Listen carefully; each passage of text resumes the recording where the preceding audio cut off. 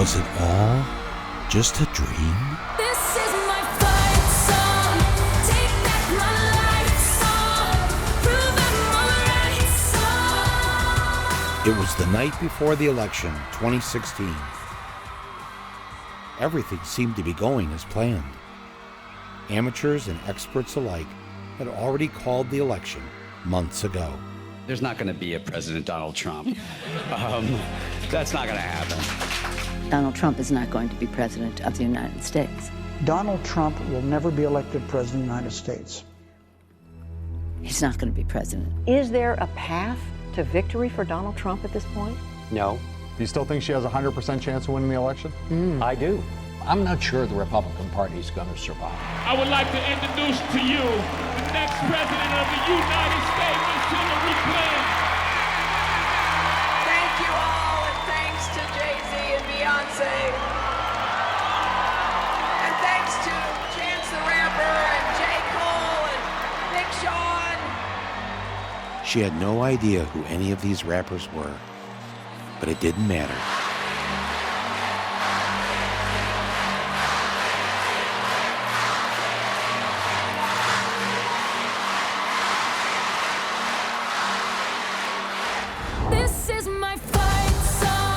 The big day is finally here, and it's time to vote.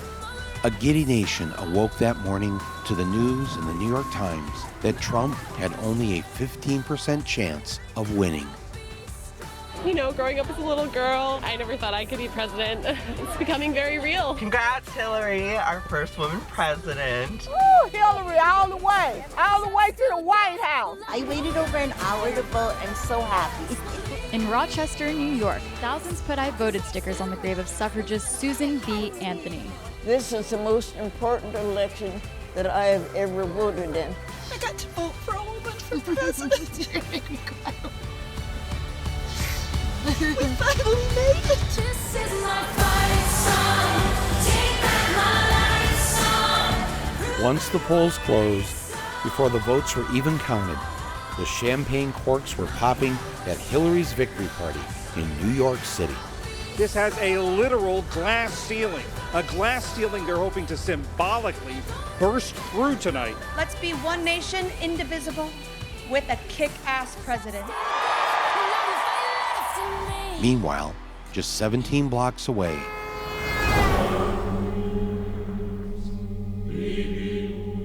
it's a decidedly small venue, perhaps the smallest one I've ever seen for an event like this. things were looking bad for the other candidate. The crowd was glum.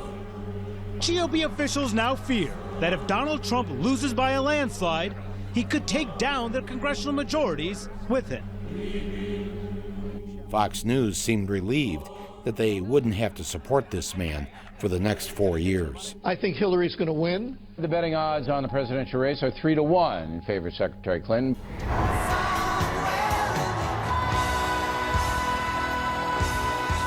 Look at all these wins we're projecting for Hillary Clinton right now. She wins New Jersey with 14 electoral votes. Mrs. Clinton is also performing strongly on the East Coast. Massachusetts, Maryland, and Illinois with 20 electoral votes. Hillary Clinton projected the winner. No huge surprises thus far.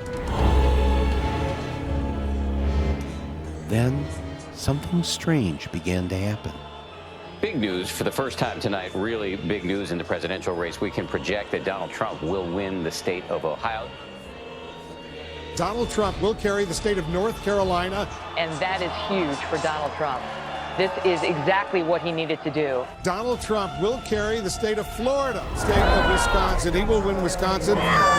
Trump doing very well in Pennsylvania right now. There's a cliffhanger going on here in Michigan. 56% of the vote is in. Look at how close it is. Right now, Donald Trump is ahead. It's completely flipped now.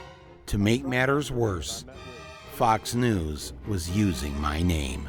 Michael Moore, who knows white working class voters, has made movies about them, grew up in Michigan, had been saying all along to the Democrats, dismiss him at your own peril. And he said, I'm warning you, I know the people who live in my state, and I know how they think, and I know what their concerns are.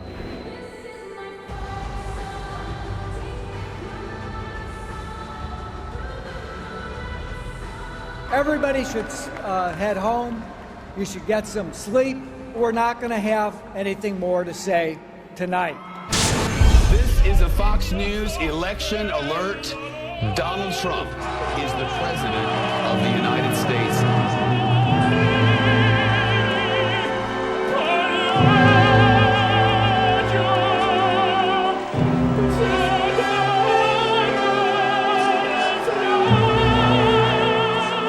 It looked like a perp walk. He had written no victory speech. Never did a group of people look as sad to win the presidency as this crowd.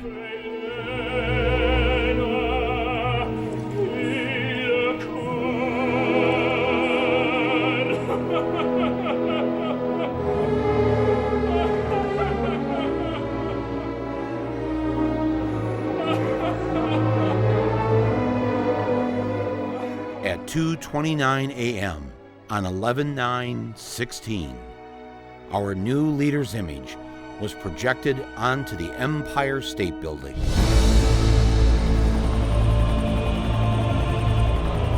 How the fuck did this happen?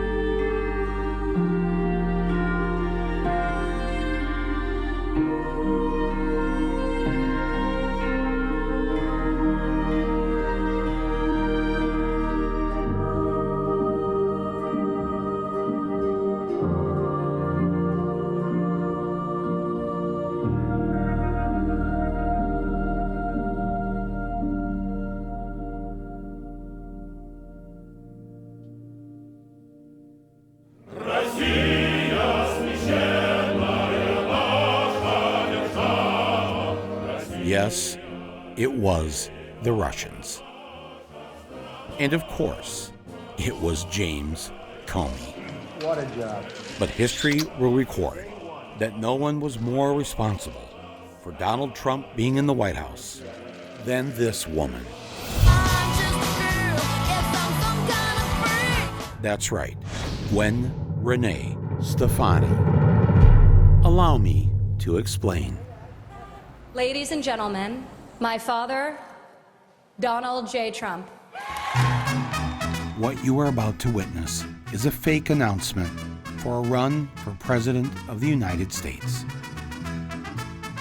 This idea was cooked up by Donald Trump when he found out that NBC was paying Gwen Stefani on The Voice more than they were paying him to star on The Apprentice.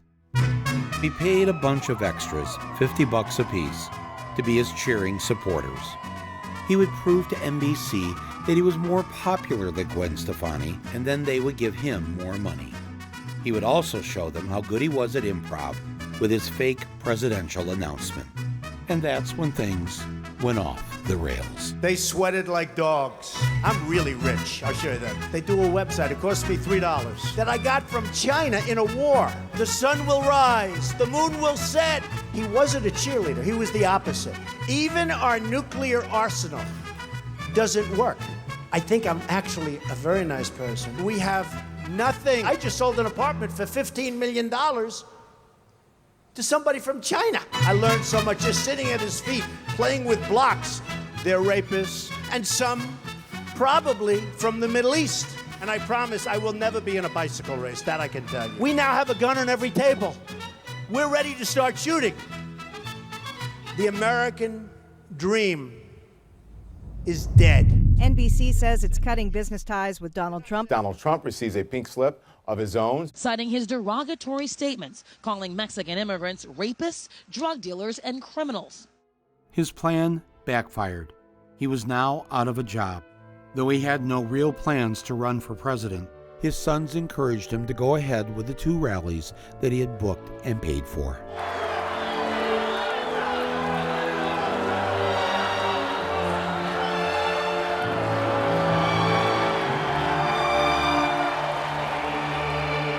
As he looked around at the adoring masses, a crowd the size of which he'd never seen before, he had his epiphany.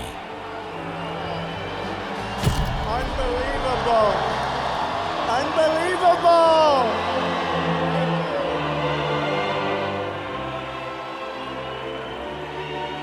Maybe running for president wasn't such a bad idea after all. In fact, it was a brilliant idea. Fuck Gwen Stefani and fuck NBC. I'm going to be king of the world. There was no one happier with this decision than the nation's media. Trump was about to become their cash cow, and NBC could now put him on TV for free. First, he gave them a good laugh. We better be ready for the fact that he might be leading the Republican ticket. Next, I know you don't believe that, but I want to go on to write it down. Then, he started telling them what to do. But I want the cameras to span the room. Go ahead, fellas, watch. They don't turn them. They don't turn them. They don't turn them. Go ahead, turn them. Look, turn the camera. Go ahead. You with the blonde hair, turn the camera. Show them how many people come to these rallies. Then he started dictating how the interviews would be conducted. Hey, welcome back to Morning Joe. Let's bring in right now on the phone Donald Trump. How are you doing this morning, first of all, Donald? I'm doing good. I did a phoner. It's always good when they take you by phone. That means you're hot. We do phoners to meet the press. Donald Trump himself. Good morning, Chuck. Welcome back to Meet the Press, sir. Good morning, Chuck. I'm joined now on the phone from New York. It's so much easier, folks. You sit home. Hi, how you doing? How's everything going? And then, just for fun, he'd mess with them by keeping them waiting. Like on this day in Portland, Maine. Frontrunner Donald Trump expected to speak at a campaign rally in Portland, Maine. And waiting. So we're just expecting him to come out here in just a few minutes. And waiting. We're awaiting his remarks moments from now. Not on stage yet, as you can see. Once again, we're standing by live. The candidate is just not at the... Go ahead and toss it back to you. I think you're telling me Trump's coming out now, Craig? No, you're good. You're good, Hallie. You're good. Oh, I can keep He's going? not coming out yet. Thanks. What will he say? We are again waiting. He can't seem to get a rally started on time. Watching that podium. Any moment now. A Fox News alert, still waiting for that Donald Trump. Let me show you. They're even up in the balcony. Take a look. Supposed to begin about 25 minutes ago. Donald Trump. False alarm. A bunch of people coming. Not one of them is Donald. He's getting ready to walk over to that lectern. Any minute now. We've been watching and waiting for the better part of the half hour here.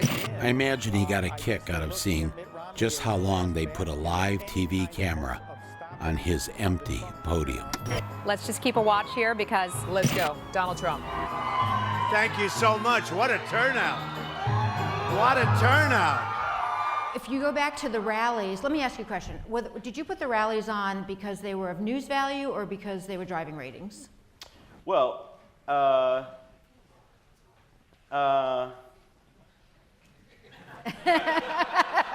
Man, who would have expected the ride we're all having right now? This is pretty amazing, and, you know, who would have thought that this circus would come to town? But, you know, it may not be good for America, but it's damn good for CBS. That's all I got to say.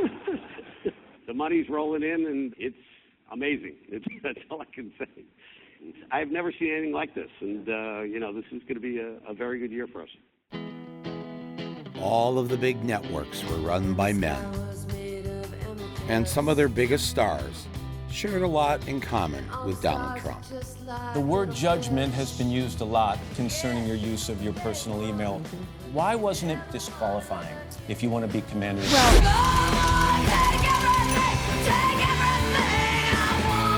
She has to learn to do it with humor, and when she doesn't actually, she's being kind of aggressive. And I'm Mark Halperin. And I'm Donald Trump.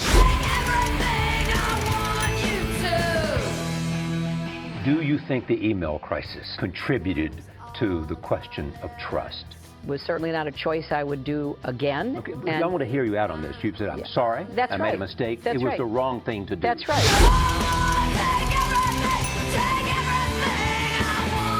Fox News has a secret formula, and we're never going to tell anybody what it is.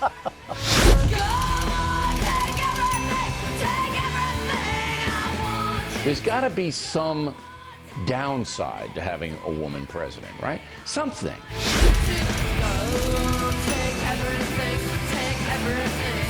Hold it. Let's get some more air conditioning. Hey, Matt, turn up the air conditioning. Up the air conditioning. This malignant narcissist, the one on the right, has always played the media for suckers and gotten away with it. I should know. Back in 1998, Trump and I were booked together on Roseanne Barr's new talk show.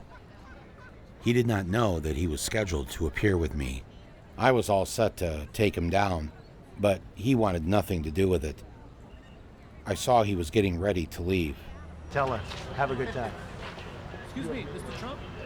Roseanne's producers asked him to hold up and came and spoke with me and begged me to go easy on him. I don't know. He was scheduled to be on Politically Incorrect with me, and when he heard I was on, he skedaddled. So. Did he really? Yeah. We're not, we're a daytime show, so there can't be... What does she want to do? She would love to have you both out there. Have you asked him? No. You were the easy ones to see. Right. Get you on board, I'm sure then... I didn't want Trump to walk, which would screw up Roseanne's show, so the next thing I knew, I was playing nice. I've been on unemployment 3 different times in my life. But you know what? Neither one of us was ever $1 billion in the hole. I was down, almost about 900 million in the negative sense. Oh, my. Instead of asking him which Russian mobsters bailed him out of his billion-dollar debt, I just decided to make a joke. And what unemployment line were you standing in? I was doing that. I did learn one interesting tidbit. He had seen my movie, Roger and Me. I tell you, I loved what he did. Oh. If I was Roger, I wouldn't have liked it, but I enjoyed it. I hope he never does one on me, though.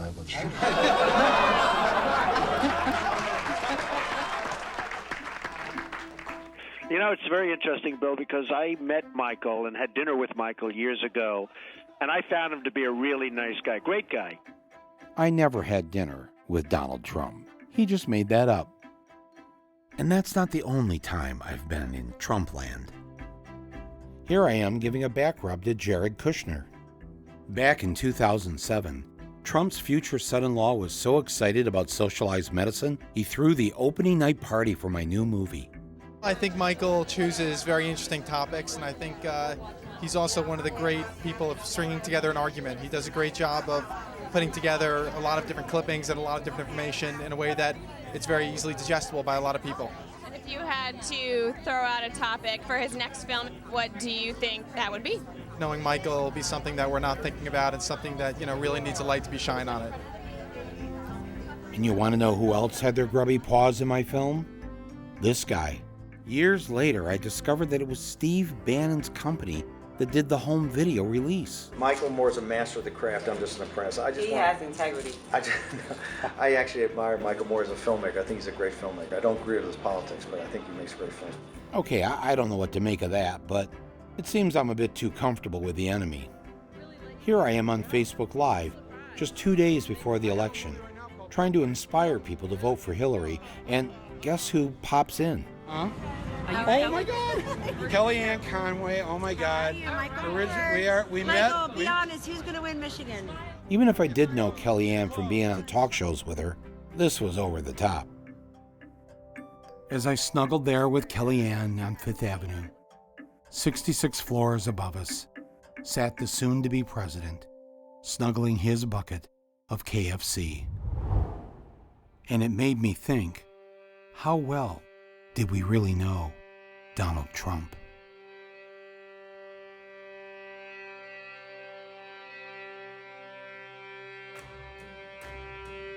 She's really a beautiful baby, and she's got Marla's legs. We don't know whether or not she's got this part yet, but time will tell. You're going up the escalator? I'm going to be dating her in 10 years. Can you believe it? Who is his favorite? I'm going with Ivanka. I'm going with Ivanka.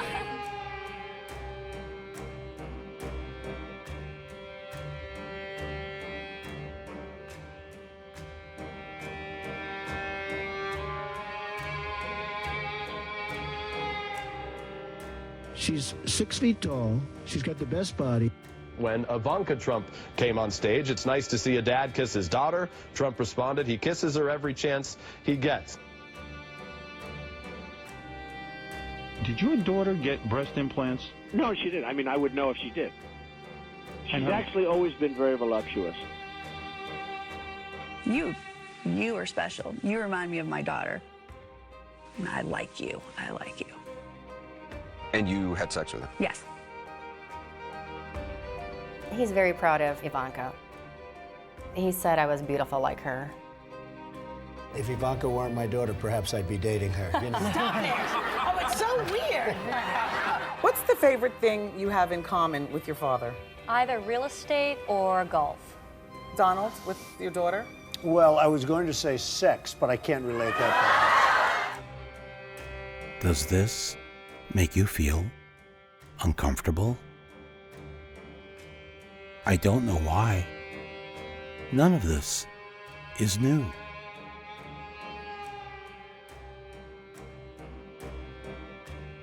He's always committed his crimes in plain sight. We expect to be successful in court. We knew about this. Should he have ever been able to build or own another apartment building? He did this too, right? Demanding the execution of 5 innocent black teenagers. And let's all hate these people, because maybe hate is what we need if we're going to get something done. You don't know who did that crime.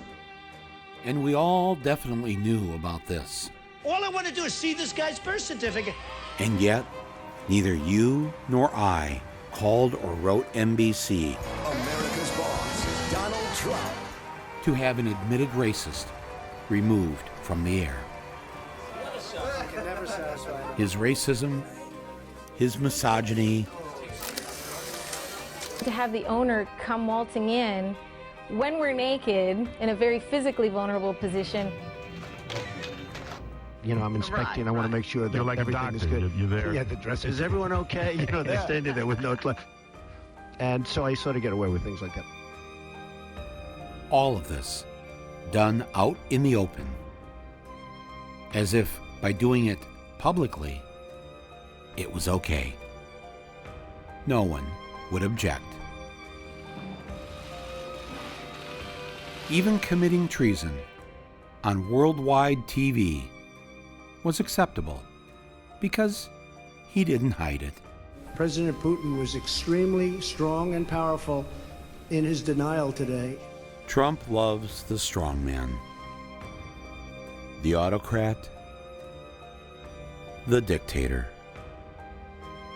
Take these 2 strongman CEOs. They go way back. The one on the right became the governor of Michigan before the one on the left became the President of the United States. Before Donald J. Trump would be unleashed on the world, we here in Michigan got a coming attraction for what you would all soon experience. It began in 2010 when a Republican named Rick Snyder was elected governor of Michigan. He had no experience in public service, but he was very, very good at foosball. Oh, not again! And he was very, very rich. He had been CEO of Gateway Computers. You remember, right? The piece of shit computer. And he told the voters of my state that he was going to run Michigan like a business. I was hired to serve our citizens. They're my customers. Ah, yes. We're the customers. The customers of the big business that he was running. The ones that would pay for his billion-dollar tax break for the rich. The Michigan business tax is gone. Emboldened by his victory, he was not satisfied with just being governor. He wanted more power. And how do you get more power? You scare the people and declare an emergency. Governor Rick Snyder appoints an emergency manager. Prop 1, the emergency financial manager. When citizens got their emergency manager. And it is official. State police and a security team out to try and keep peace. The emergency manager bill is now a law. Governor Snyder signed the emergency manager law. Even though there was no emergency. He staged a coup. He removed from power the elected mayors and city councils of Detroit, Flint, Pontiac, and Benton Harbor, and install his cronies to run them in the way that he saw fit. This was a premeditated plan to reduce and privatize public services so that corporate people like him could make more money. People don't think that this is happening in the United States. If you don't say like Flint, Michigan, and you just say the powers of this person, like they'll think like it's Honduras. This is a way to target Black and brown communities. It was a king. The governor put a king into the city of Flint, and he ruled without being responsible to anyone. Look at the cities in Michigan that are under emergency management. The ones the governor took over. The governor took over. At one point, 50% of African Americans in the state were under emergency management, compared to 2% of whites. Governor Snyder's idea to remove democracy from Michigan's black cities so impressed the future president that he came to offer his support. Can you share your thought on an emergency manager situation that's still unfolding in our city? Well, that is unfolding. I've been reading about the emergency manager, and my attitude is whatever it takes to make that next step. We could say this maybe a little bit about the country. Whatever it takes to get it to the next step is what I would support. Governor Snyder wanted to flex his new autocratic powers. He saw an opportunity to take advantage of the poorest city in the country and of the largest source of fresh water in the world. Option A was that he could just leave well enough alone. After all, for 5 decades, the city of Flint got its water from Lake Huron, a 10,000-year-old pure glacial lake, water delivered to Flint through publicly owned pipelines. Or there was option B. Why not build a new, completely unnecessary pipeline that would benefit investors, his major campaign donors, and banks like Wells Fargo? The only catch was that while the new pipeline was being built, Flint would have to switch over from Lake Huron to the industrial sewage ditch known as the Flint River. We believe there was a significant financial fraud that drove this. Was it for the benefit of the local unit of government or for the individual? Individuals. At those levels? Individuals are doing it for themselves. Yes. I believe greed drove this. In April of 2014, the governor switched the city of Flint's drinking water to the Flint River. Here's the Flint. Here's the Flint. Here it is. Here is his team toasting each other over what would amount to, in essence, a slow-motion ethnic cleansing. 3, 2, 1. Some residents are wondering, will we see a change? No, the average resident won't notice any difference. Look down in there. Within days, the average residents noticed a difference. A big difference. That's nasty. Their hair started to fall out.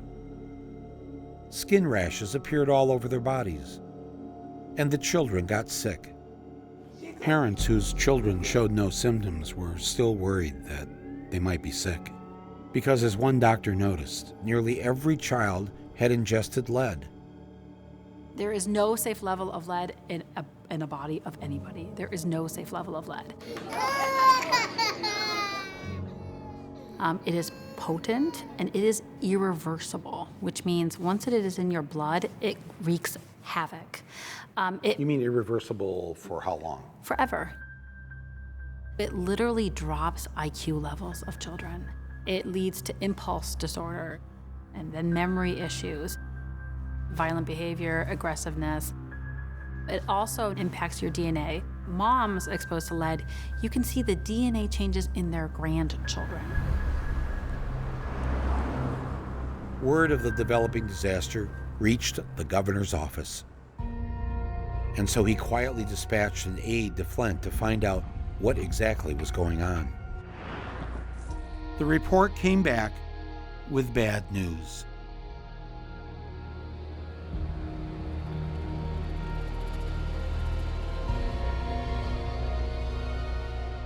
The state investigator recommended switching immediately back to the Lake Huron water. But the governor seemed to have other thoughts, like getting PR people to make the problem go away. Water that is leaving the plant is always assured to be at the top notch of quality. For the governor, there was an even greater tragedy. The Flint River water was corroding the auto parts at the General Motors factory. When the governor heard this, he blew his top.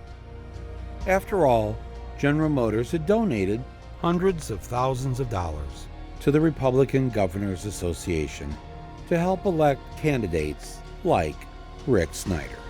And here he was, damaging their property. For Governor Snyder, that was a bridge too far. He immediately ordered the water in Flint to be switched back to Lake Huron, but only for the General Motors factory. The people of Flint would continue to drink the poisoned water. Nobody's going to believe this, that the one GM factory that's remaining here in Flint, they got to hook back up to the fresh, clean Lake Huron water, and everybody else. And we were like, well, what's happening to our bodies? And they were like, they went back to, it's safe as meeting all federal and state guidelines. And that was like the drum. But the auto parts that had to be washed in the factory had to have the clean, pure water. Yeah. From Lake Huron. Yeah, because profit reigns supreme. We didn't own General Motors. That's why we didn't get like the clean, safe water. So, you know, Trump is looking at this whole Flint water poisoning, and he's got to be thinking, wow, the governor got away with poisoning a majority black city? What will I be able to get away with? Look at my African American over here. Look at him. Go home and get a job. Go home, get a job. Yeah, and if there's a group out there, just throw them the hell out. Knock the crap out of him, would you? Seriously. I will pay for the legal fees, I promise. Now there's a remnant. Yeah, he's right there. Hello. Uh-oh. In the good old days, they'd rip him out of that seat so fast. Build that wall. Build that wall. Build that wall. Build that wall. We are going to make America great again. I will tell you that our system is broken. You know, most of the people on this stage I've given to, just so you understand. Before 2 months ago, I was a businessman. I give to everybody. When they call, I give. And you know what? When I need something from them, 2 years later, 3 years later, I call them. They are there for me. And that's a broken system. He was right. It is a broken system. So he decided to break it some more by eliminating all 16 Republican contenders. You're not going to be able to insult your way to the presidency. Just excuse me 1 second. Well, this guy's a joke artist, and this guy's a liar. One by one, he took down the Republican elites. Donald Trump said, quote, "Look at that face. Would anyone vote for that? Can you imagine that, the face of our next president?" And boy, did it feel good watching him neuter the final Bush. They lied. They said there were weapons of mass destruction. There were none, and they knew there were none. We should have never been in Iraq. I am sick and tired of him going after my family. Excuse me 1 second. No. I The didn't simple want fact to is, get Donald, you cannot take more energy tonight. I like that. Get back in the business of creating a more peaceful world. Please clap. After destroying the Republican Party, Trump decided to outflank Hillary on the left. Unlike her, who voted for the war without knowing what she was doing, I would not have had our people in Iraq. Taking one position after another that was more liberal than hers. Don't vote for a Wall Street sellout like Hillary Clinton. You made 3 speeches for Goldman Sachs. You were paid $675,000. That's what they offered. On days where she would make 1 or 2 campaign stops. Hillary Clinton attending a number of private fundraisers, building those campaign coffers. Trump was holding Big rallies in important swing states. You know, it's not a good sign when your campaign is sending cardboard cutouts instead of you. Her approval ratings are still underwater, and so better to send in either surrogates who are more popular or surrogates who can sort of fly under the radar and just visit with volunteers. And make sure that your bumper sticker is just big enough so no one can see it. The American people that live outside the Beltway, that's the real America. That's the real people out there, and those are the real people who are going to go vote by the millions for Donald J. Trump. Real America sees what's going on here. What I would call the real America, which is working class. That people out here in real America think is crazy. There seems to be a misunderstanding about who the real America is. Let me share with you a fact that has never been stated in the press, or reported on the nightly news, or even spoken amongst ourselves. The United States of America is a leftist country. That's right. We are one rockin', shit-kicking, gay-loving, gun-rejecting, race-mixing, pot-smoking, tree-hugging, hip-hopping, anywhere breastfeeding, quinoa-cooking, left-leaning liberal nation. Here are the facts. The vast majority of Americans are pro-choice. They want equal pay for women, stronger environmental laws, legalized marijuana, a raise in the minimum wage, Medicare for all, tuition-free college, free childcare, support for labor unions, a cut in the military budget, break up the big banks. Most Americans don't even own a gun. And 75% believe that immigration is good for the U.S. And on and on and on. Heck, Texas isn't even white anymore. Houston had a lesbian mayor. When you think Texas, you need to think lesbian. All power to the people. The values they stood for in the 60s and 70s This is a meeting of American radicals. are now the beliefs of this great land. Put your whole face over that. Yes, there. Those crazy motherfuckers have won. And I love the smell of essential oils in the morning. If America is us, and we're the majority, why is it that we do not hold a single seat of power? Not the White House, not the Senate, not the House, not the Supreme Court. In 50 of our state capitals, the Democrats control only 8 of them. Yet in 6 of the last 7 presidential elections, the popular vote was won by the Democrats, which means the Republicans have won only once in the last 30 years. This is the ceremony that takes place every 4 years, when the votes of the Electoral College are brought in to the U.S. Congress inside baby coffins. What they should do is bury those ballots with the Electoral College itself, the last vestige in our Constitution that was written to appease the slave states over 200 years ago. People, can we please be done with this? The Sergeant-at-Arms remove the protesters from the gallery. The chamber will be in order. The change will be in order. You can't call it a democracy if the person who gets the most votes doesn't win. So if the American people have made it very clear that they want the Democrats running the country, then why aren't they? I'm prepared to make a whole range of compromises. Compromise. Compromise. Compromise. Compromise. Well, we sat down and made a compromise. Compromise. Compromise. Compromise. And real compromises. Compromise. Compromise. Compromise. Compromise. God bless you, Speaker Dana. So when did all this compromising start? As far back as the last president who said, "Make America great again." No, not him. We can make America great again. Him, Mr. Bill Clinton, the man from Hope, Arkansas. Back in the 80s and 90s, Republican campaigns were flush with corporate cash, and they were winning elections. The Democrats, meanwhile, saw their labor base decimated. Labor was so lost, they couldn't even come up with something to put on their picket signs. So what better way to get in on the action than to start acting like a Republican?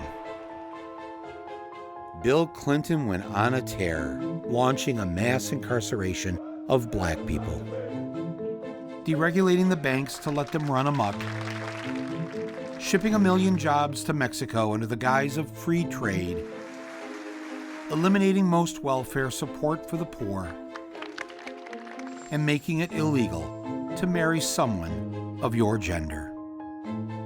That you might have started asking yourself why you should even be participating in the political process. Millions began to drop out. The 100 million non-voters of America were essentially the country's largest political party. Yet neither the Democrats nor the Republicans sought their vote. As the Democrats became more like Republicans, so did the entire liberal establishment, led by the paper of record. Our source was the New York Times. Catering to big business, minimizing social movements like Occupy Wall Street, and cheerleading every war we got into.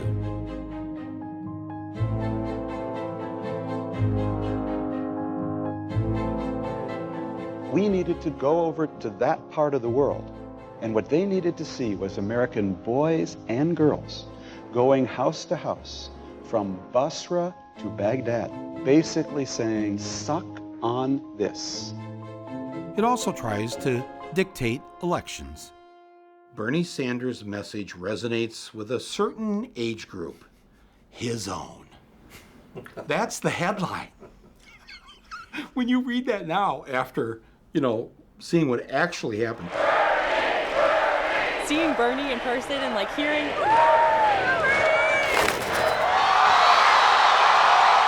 The purpose of that article was to try to stop you. Michael, it was more than just that article. Look, we were a real threat to the liberal establishment.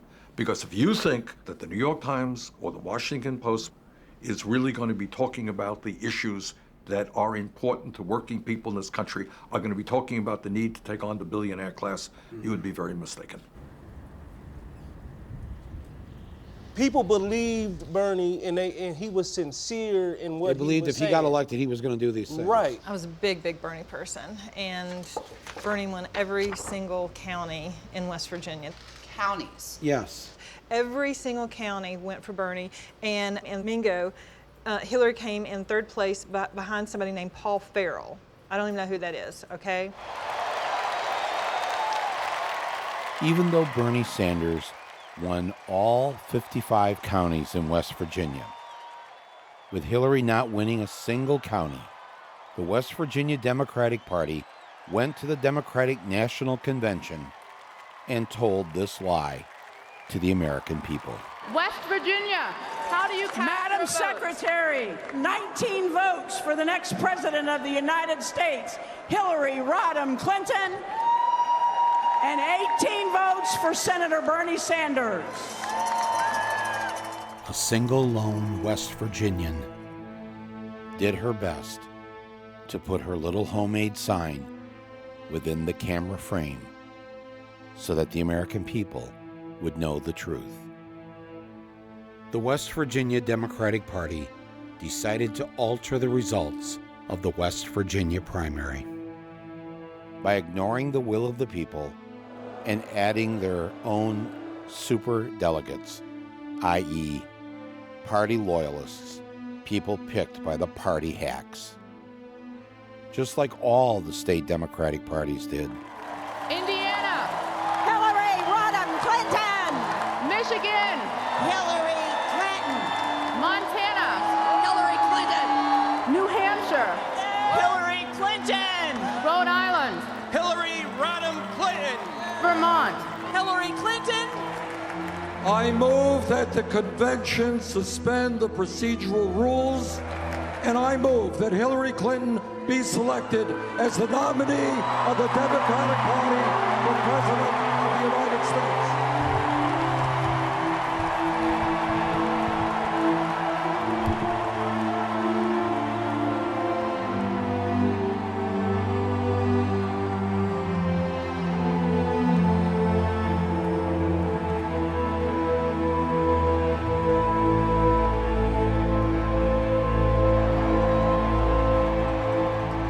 It was a betrayal.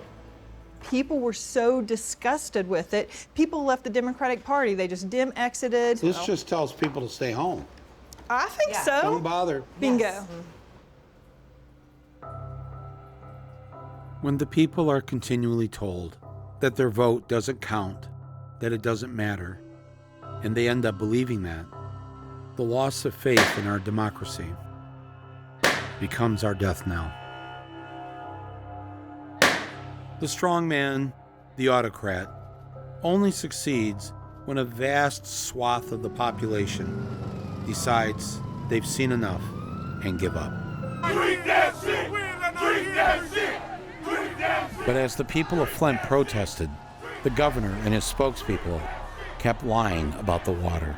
This is certainly a situation that deserves attention. I do not think that it rises to the level of a statewide emergency. Why not? There's just we are here with the resources necessary to address the situation without that declaration. Anyone who is concerned about lead in the drinking water in Flint can relax. There is no broad problem right now that we've seen with lead in the drinking water in Flint. Let's get the facts, let's keep working this, and let's remember, water isn't the only source of lead, and so we need to make sure we're encouraging people to look at other places that could create a threat. I actually started working for the health department November of 2015. This is April Cook Hawkins. She was asked to participate in the cover-up. I was the case manager here in Flint, Michigan. All of the results in regards to the blood levels, I inputted those numbers and made sure all of those numbers were correct. And while doing so, she discovered that the government officials had cooked the books. My supervisor asked if I would go in and help them out with the numbers and not show certain things. If someone came in and they test high, the health department didn't want that number to be shown. She began secretly making printouts of the falsified records and was afraid to show them to anyone until she brought them to me. Is this an actual document that you kept as a piece of evidence? Yes. The normal number is 3.5, and anything over 3.5 is considered a high lead level. 6, 6, 5, 6, 5, 5, 6, 7, 10, 6, 8, 6, 6, 14. Not a single number that says 3.5 or lower. No. That means every child on this sheet of paper has an elevated level of lead. Yeah. And I said, so let's just call the parents and retest. And they said, no, we can't do that. Just put them in as a 3.5 then. And so the parents aren't able to start taking immediate action to help the child that's been lead poisoned. They think their child is fine. And they, My child tested low. You knew these parents were getting letters that were not telling the truth. Correct. Just put them in as a 3.5 then. And you said? I said, no, I couldn't do it. And that's when things kind of hit the fan for me. Somebody told somebody to do this, to cover up what the state was really up to. Yes.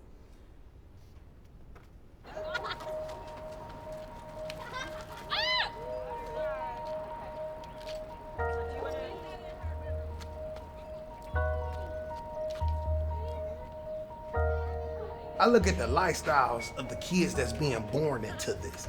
You know what they know? They know a bottle of water and a toothbrush and toothpaste is normal. That's how I brush my teeth in Iraq. I took bottled water showers in Iraq. So I compare how I live now, how I lived in Iraq as far as when it comes to water. I had more water supply in Iraq than I did now. And we need to not have the highest water bills in the nation, especially since Michigan has 85% of the nation's fresh surface water, 20% of the world. You know, then there's people who have to choose between their water bill or medication, water bill or childcare, water bill or car note, water bill or rent. When you have the highest water rates in the nation and the poorest city in the nation statistically, who has time to protest? You may want to, but you have to feed your family. What this disaster created is a prison called Flint. No one would move here, which meant no one could leave. If I was going to describe Flint to someone from out of the state that had never been here, I would let them know that we have a very good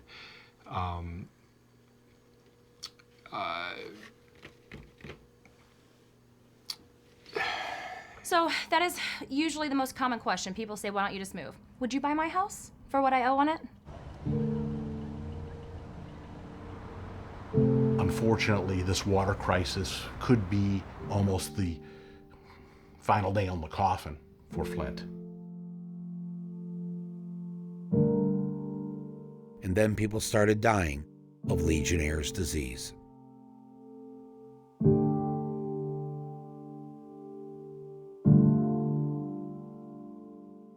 This outbreak of Legionnaires was one of the highest in the country, and it was directly related to the water crisis.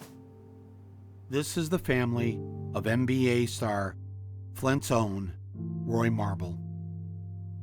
They lost their mother to Legionnaire's disease, which she contracted from the contaminated water at Flint's hospital. And I miss her so much. I do. And I wish to this day I would have just taken my mom to Ann Arbor. I wish I would have. I wish I would have. And they knew what was going on. That's the sad part about it. They knew what was going on.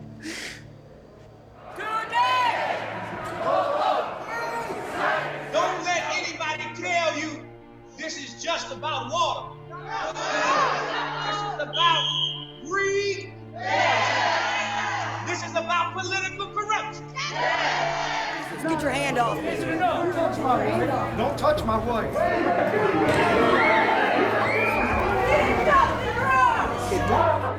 Not Nestle. 911, what's your emergency? We had a group of protesters.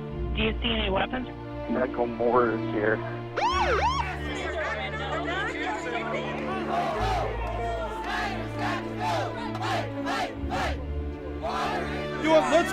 just what it is. It's not just a water crisis. It's a genocide. It's a racial crisis. Genocide. It's a poverty crisis. That's right. We need the President of the United States here. We need federal help. We need FEMA. We need the EPA. We need the CDC, and we need the Army Corps of Engineers. What did you know, and when did you know it? You're asking 3 questions now. Okay. And that goes to your point about being civil. In many respects, you haven't been the most civil about this whole situation. And I'm always happy to answer questions. We stayed here to answer additional questions, and we're trying to be open and transparent. He had been anything but open and transparent. Thanks to an investigation by the Michigan ACLU, the public learned that the governor's office had covered up the poisoning of Flint for nearly a year and a half.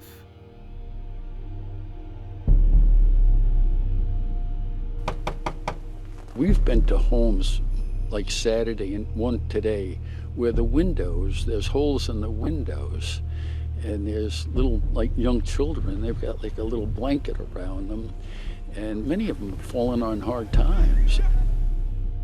I saw 2 babies shivering, and I'm bringing them bottled water, and the mother thinks I'm like the second coming. You know what my thought was? You know what my thought was? I thought, that son of a bitch. That's what I thought. The governor. To do that to our people. Right. He should be charged criminally. Once he was advised by his chief of staff that the water had lead levels above what was acceptable, and he continued the program, didn't bring it to anyone's attention, any of his administrators, in fact, fought it, that makes it an intentional act. So for every hour after he knew that water was essentially poisoning these children, it's a criminal act. I think it's a criminal act. No terrorist organization has yet to figure out how to poison an entire American city. That took the Republican Party of Michigan and its CEO governor to pull off.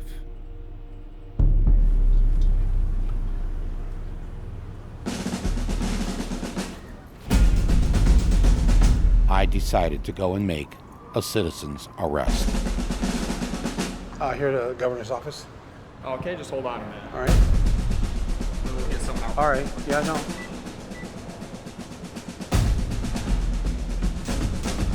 Hey, how do you do? Ari Adler, Governor's Director of Communications. Oh, great. Oh, thank you. Thank you very much. Sure. What can I do So, for you? well, I'm here to make a citizen's arrest of the governor, and I'm wondering if you could help facilitate that for me.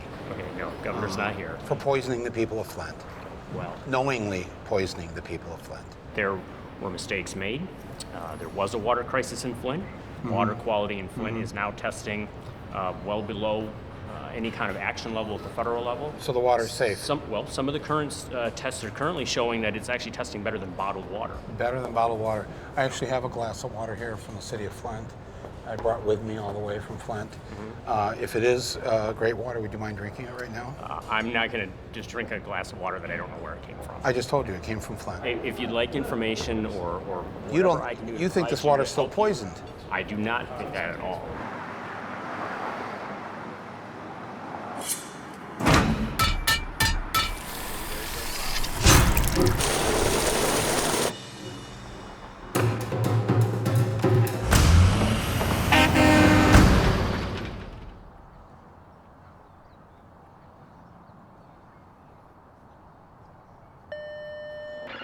Governor Snyder?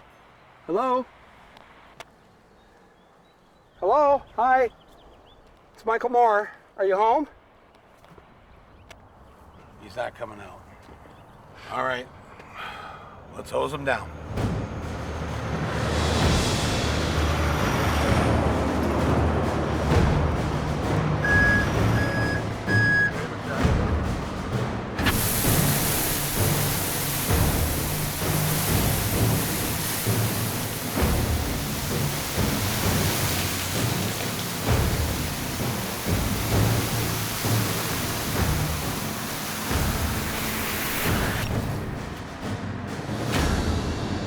I just got back from Flint, Yeah, that Flint.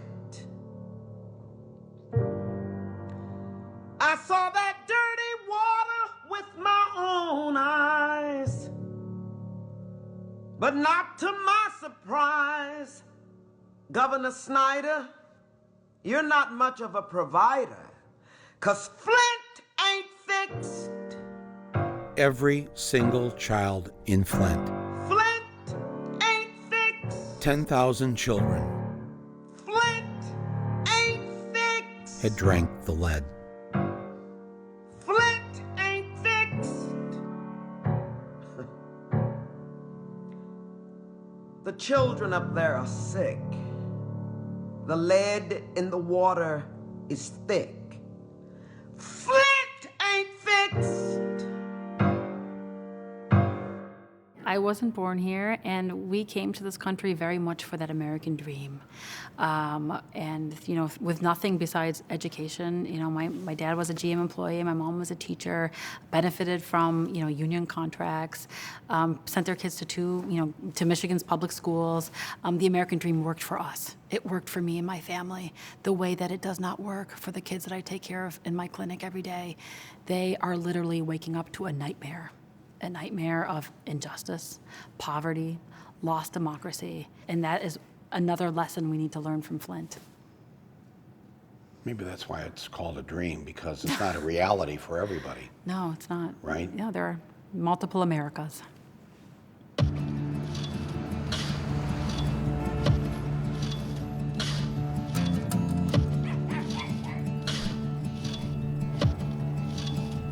You decided People are scared to challenge you. You deploy because your nation sends you to these places. And then one day you come home and you realize it was all a lie. Our town is dying. 1 out of every 4 homes is an abandoned, dilapidated structure, and you get told, keep picking up trash and let leaders do what leaders do. Elected leaders in our towns, in our states, in our country, absolutely are self-serving. They have no idea of what it's like for a single parent to put food on the table for her child. You know, you come home and you realize that I can take you 5 minutes from here and show you where kids have it worse than the kids I saw in Iraq and Afghanistan. So that's why I come back here and I started speaking up for the things that I believe in, and I will not shut up for nobody. And I don't give a shit who you are. I'll fight you in the damn street right now. Okay. I'm sick and tired of people telling me that America's the greatest country because we can whip your ass. We don't have health care for everybody. We don't have that. We have homelessness that's everywhere. We have an opioid epidemic that has absolutely destroyed our communities, has killed more people last year than all the lives lost in the Vietnam War, and we're not willing to go to war against Big Pharma. How come we don't have more people like you on our side? We do. Let me tell you something. There are many people out there. Where are they? My name's Alexandria. I'm running for Congress here. I looked at the match between our representation, our community, the special interests that are kind of hurting what's going on here. And then I looked around and saw that this seat hadn't been challenged in 14 years. It really just felt like if nobody's gonna do it, then I gotta do it. My name is Rashida Tlaib. I'm running for the U.S. Congress. I'm running to become their next congressman in the midterm elections. I'm here doing this because listening to the speeches at the Women's March inspired me. I'm a professional backyard chicken farmer. I had never run before. And you're an author? It's just a how-to book called My Pet Chicken. In the back I have recipes. I believe that in a modern, moral, and wealthy society, no person in America should be too poor to live.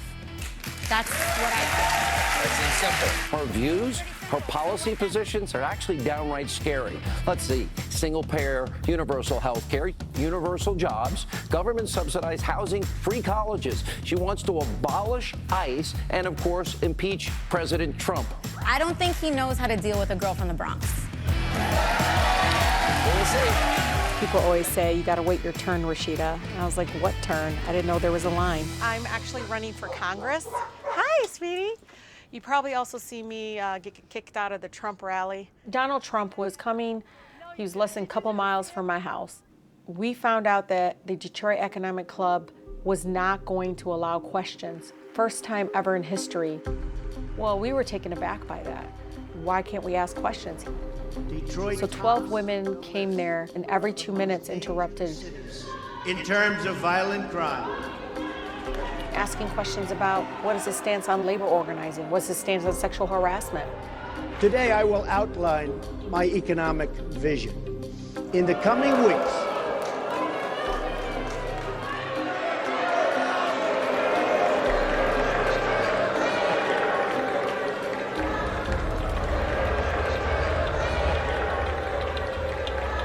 my campaign is about reaching out to everyone as Americans and returning to a government that puts the American people first.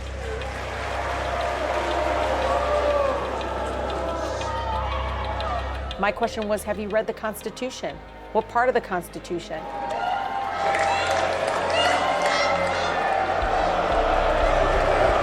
That was the most American thing I could have done.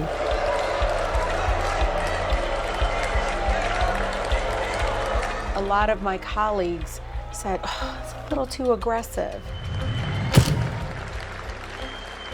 A Democratic state senator called and said, do you think that was really necessary? And two of my Republican colleagues were like, really proud of you, girl. You know, I don't agree with everything, but good for you. There's a sense of respect, ironically, from the other side for the way I approach issues.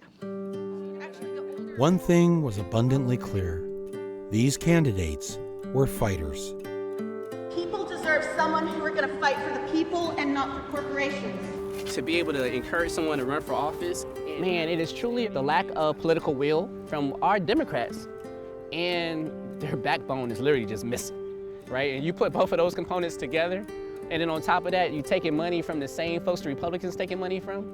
The Democratic Party should be recruiting extraordinary, ordinary Americans that actually get on the same bus as their constituents, actually have kids in those public schools and understand what it feels like for a teacher not to get paid well salaries or lack of resources, right? The definition of electoral insanity is trying to re-elect these same guys over and over again and expecting our country to be any different. For the first time, Democrats will have an all-female statewide ticket. And on that list, Rashida Tlaib. She is poised to become the first Muslim woman in Congress. We're not ready to give up on the party. We're just ready to take it over. And let's put some people in there that get it, because we felt the Take it over. Take it over. Take it over, Michael. It was already being taken over. Hundreds, if not thousands, of insurgent candidates, many of them women. They weren't just running against Republicans. They were running against the establishment of the Democratic Party that has led them to defeat for so many years. This old guard had tried to keep the candidates on the moderate side of things, to stay in the center, to not rock the boat. In other words, to lose. 51% of people between 18 and 29 no longer support the system of capitalism. Well, I thank you for your question. But I have to say, we're capitalist, and that's just the way it is. The we who are capitalists, is she talking about her constituents? Or maybe she means the people who fund the Democratic Party. They enlisted their friends in the media to tamp down the democratic revolution that was underway. I think the party moved too far to the left. Much farther to the left and out of touch with working class voters. And if her win makes her into what Kellyanne Conway called the new face of the Democratic Party, the Democratic Party is not going to have a very bright future. The worst damage happens behind closed doors, where Democratic Party leaders do their best to stomp out the hopes and dreams of those who would like the Democrats to actually win. Take the case of Levi Tillman of Colorado, a Democrat who was running for Congress. Levi was struggling because the Democratic leaders threw all of the party's money behind a more moderate, hand-picked candidate. So Levi secretly recorded his conversation with the number 2 Democratic leader in the House, Steny Hoyer, who then schooled Levi on how this all works. Levi, I want to talk to you about this congressional election. You would like me to get out of the race. That's correct. Yeah. I know you're fundraising for Crow.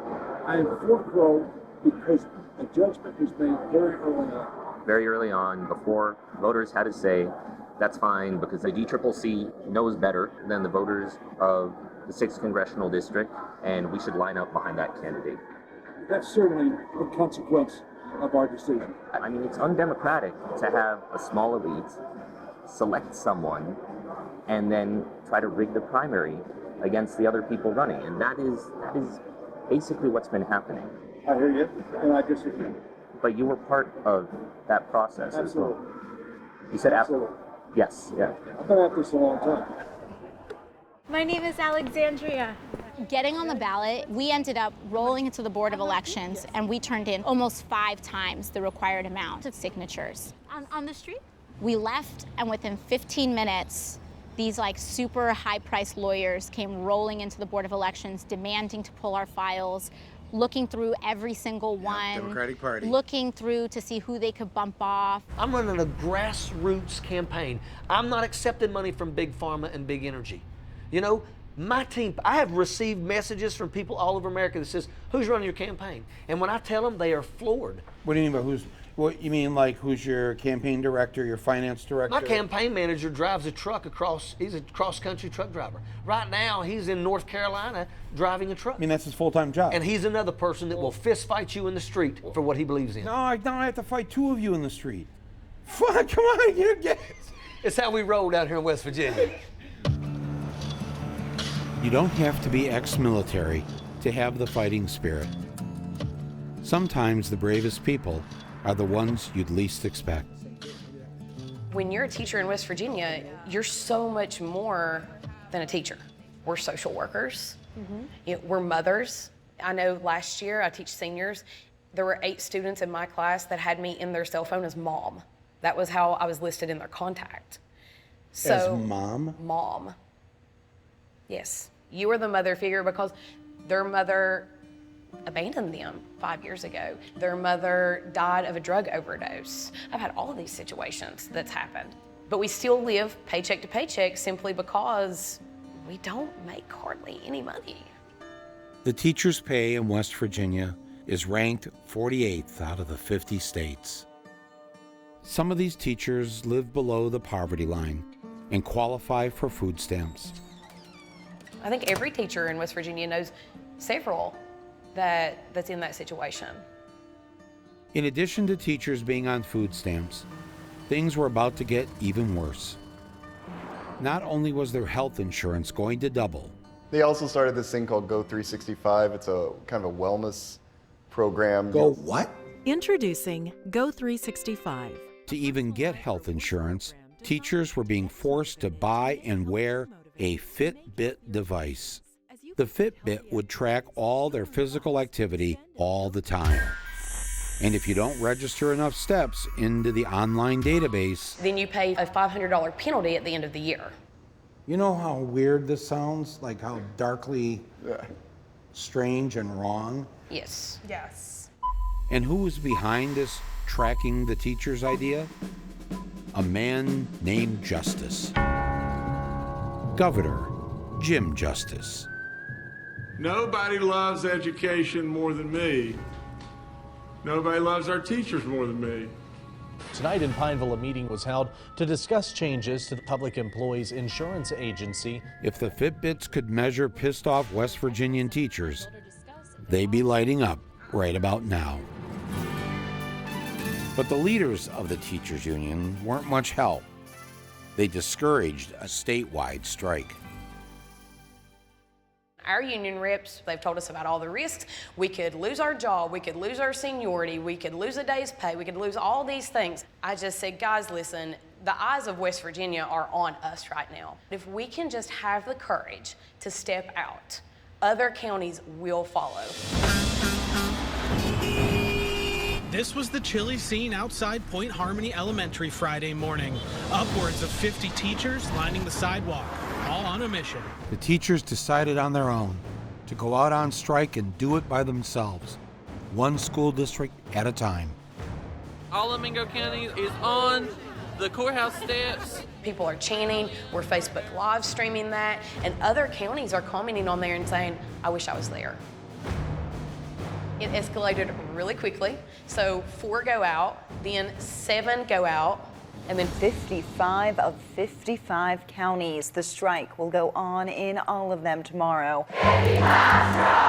It is unlawful to have a work stoppage. The teachers were warned the strike is illegal. They face anything from being fined, being fired, to going to jail. But for them, it was worth risking jail to get what they wanted: a 5% raise and health insurance without Fitbits.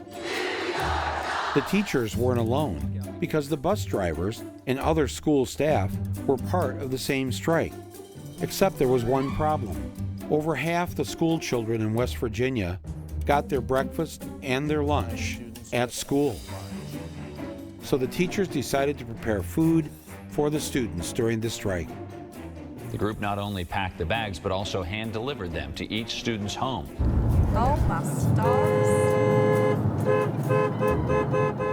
Make no mistake about it, they want the voice of the working class citizens to be gone. If you are not a member of a labor union, you better become one. If you notice, many days they had red bandanas wrapped around their necks, and they're proud of that. The bandanas have a special meaning going back to the 1920s, when tens of thousands of coal miners went on strike, wearing red bandanas around their necks to identify themselves as pro-union, and thus popularizing the term redneck. And you might think it might be a derogatory term, but from where we're from, that is a term of pride. That says we will not back down. The labor unions across this country needs to take up the red bandana and needs to put them around their necks and say, we are tired of being overlooked, mistreated, underpaid, overworked, understaffed. We're tired of it. Public schools in West Virginia will remain closed today, the third day of a statewide strike by teachers and other school employees. They'll be closed tomorrow for a 4th day. Already lasted 5 days. Like true rednecks, the teachers stood firm. Those people in that Capitol right now wouldn't be here if it wasn't for them teachers. But the union leaders reached a compromise with the state. We believe the best course of action at this time is to return to school tomorrow. The union leadership had sold out.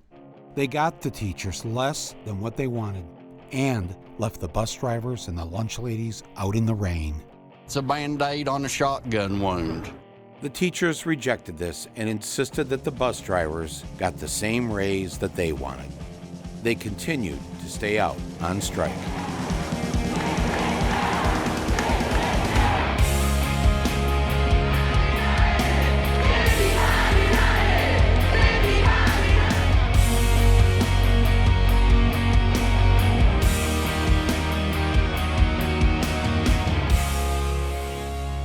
They held firm day after day. And after 9 days of striking,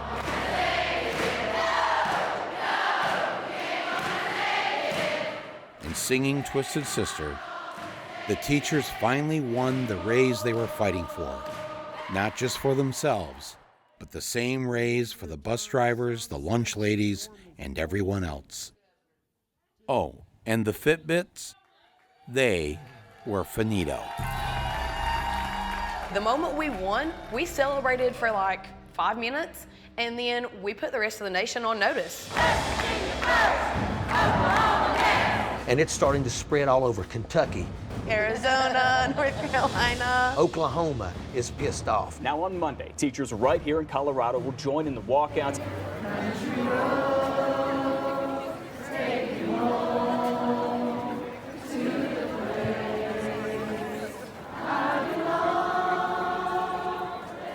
When working class people come together and say, we're not leaving until you give us what we want, there's no money or anything more powerful than that. And that's why politicians since the beginning of this country, they have tried to divide people by race or gender. Right. And so that's the Republicans do it, but you know what, the Democrats do it too. The Democrats say that the concerns of the people here don't have anything to do with the concerns of the people in Flint, Michigan, and that's bullshit.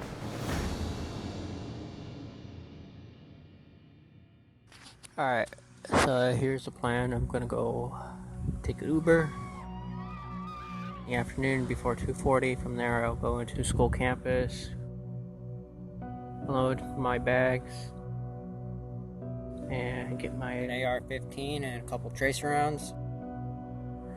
Wait, and people will die.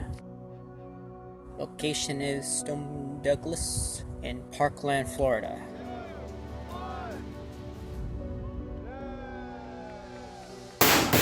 Holy shit!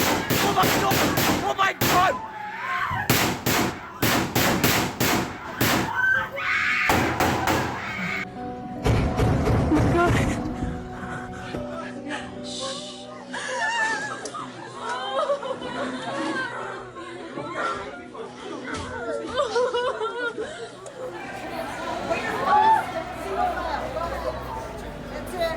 Teachers, make sure you stay with your students, okay?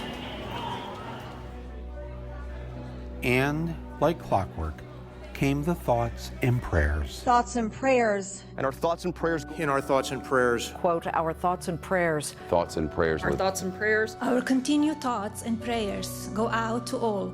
And they always tell us not to make these shootings political.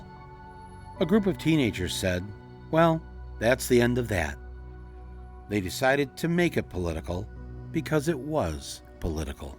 In response to President Trump, I would say this. You want to look back on our history and blame the Democrats? That's disgusting. You're the president. You're supposed to bring this nation together, not divide us. How dare you? Children are dying and their blood is on your hands because of that. I'm going to happily ask him how much money he received from the National Rifle Association.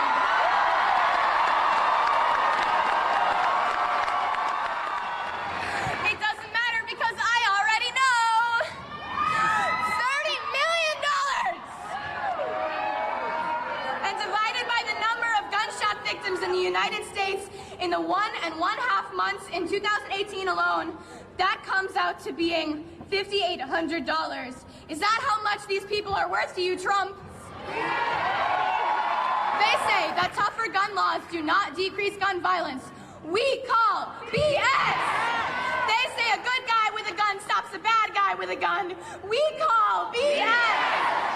They say that us kids don't know what we're talking about, that we're too young to understand how the government works.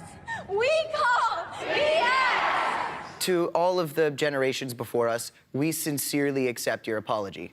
And we appreciate that you are willing to let us rebuild the world that you fucked up. These fearless kids are on fire, and the fire was spreading. 1 month after the shooting, there was a National Student Walkout Day.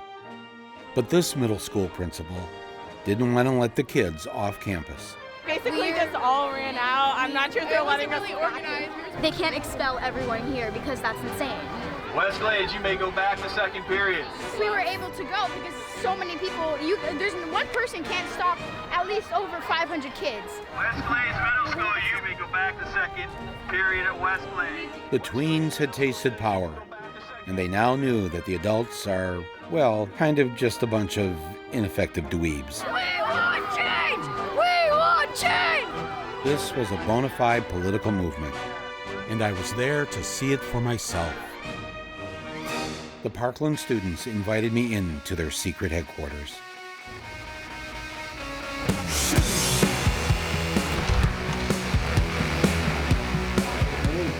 I think it's just insane to think that within a month of this happening, the pace that we've gone at, we have an international NGO that we're running out of an office space in the same city now. 22 students. Being run by 23 walking hormones with probably a lot of ADD in between. I don't know if it was the hormones or the ADD, but the international march they were organizing was taking off. What's up to? It's at 820. Yesterday was at like 760 something.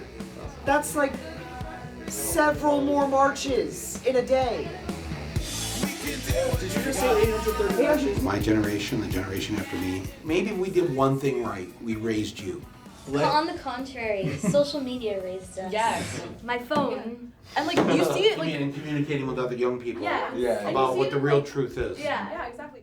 One of the fake news networks, CNN last night, was saying, I want teachers to have guns. I don't want teachers to have guns. I want certain highly adept people that understand weaponry, guns.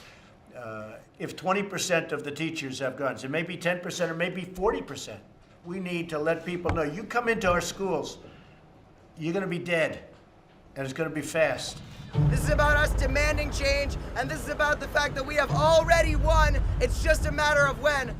Thrust into instant activism, the students went to the place where change is supposed to happen. The state capitol building in Tallahassee, one of the few places in Florida where you're safe from guns. He didn't even reach 18 years old yet. He was a boy who got shot in the head because of your law saying that an 18-year-old boy can carry a military-aid weapon to kill. The students were impeccably prepared. Some of the legislators, not so much. You can shoot as many bullets with a handgun as you can with these rifles. But civilians with such high-capacity magazines, do you support that? When you say high-capacity magazines, that's the number of bullets. Yeah, I've heard different positions on that. All we want is an answer as to how are we going to fix this and continue our life, not living in fear. Yeah, it's going to take a lot. It's going to take a lot. There's going to be multifaceted bullet points of coming in from all kinds of different angles. Government is set up to move slow, okay? There's committees, there's dual houses. It's not like cutting grass. Cutting grass, you can immediately turn around and see this is the product of what I've done. But your personal stance on assault-style weapons like an AR-15? Yeah, it's a head scratcher where we are. So it's going to be a debate. I've always defended people's right to defend themselves. With an AR-15? I haven't got specifics, so you're asking me specifics yet, Jake, and I don't know, but They quickly learned that asking for help from a politician who gets an A+ rating from the NRA gets you nowhere. Take the camera off for me. You need to challenge them directly. Senator Rubio, can you tell me right now that you will not accept a single donation from the NRA in the future?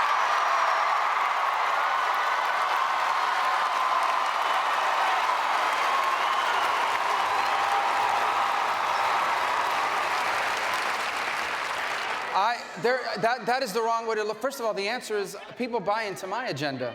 You can say no. no. Second, well, Or another option is to vote them out, even if you're too young to vote. I get tweets from people, they're like, hey, I'm a mom from Tennessee. I've never voted before, but I'm gonna vote now. Yeah. So people that are non-voters Yes. are telling you, I'm gonna vote. At all these marches, we're having booths to register yourself to vote, because we know that we're gonna be the generation that are going to vote those people out. case in point, this guy. Maine Republican Leslie Gibson, running unopposed for state representative, tweeted about a Parkland shooting survivor, calling her a skinhead lesbian. They're already down, and he knocked them even down more by saying that. That wasn't very nice of him. After Gibson's hate speech, David Hogg had immediately put out a call to action on Twitter. And sure enough, in District 57, there's a candidate who was unopposed. He now has competition. 28-year-old Aaron Gilchrist of Green submitting the necessary amount of signatures required by the Secretary of State's office to run. And then this happened. Guys. Breaking news. The guy who called Emma a skinhead lesbian who is running unopposed as of like a day ago. And we dropped out. Oh my God!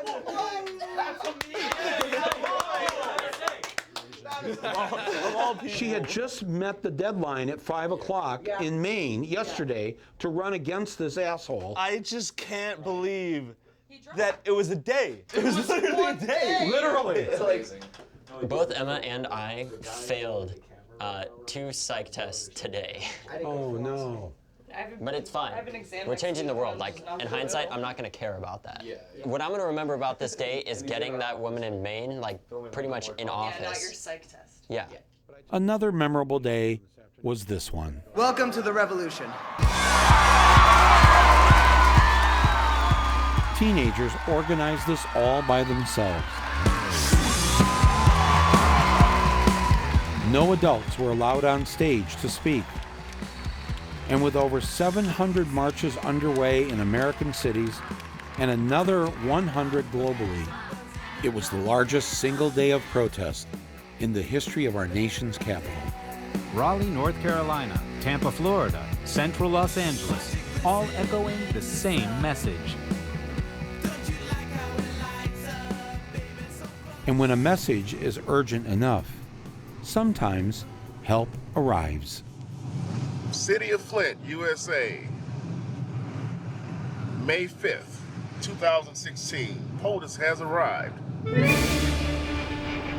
people of Flint had one last beacon of hope. We were all invited to this big thing where the President Obama was going to speak to us about the problem. Oh my gosh, this is so cool! Oh yes! Oh yes! He's finally here. We've been waiting. Once he can make a conscious decision to push this with urgency. While President Obama was on his way to the event, Governor Snyder thought he'd take to the stage and warm up the crowd.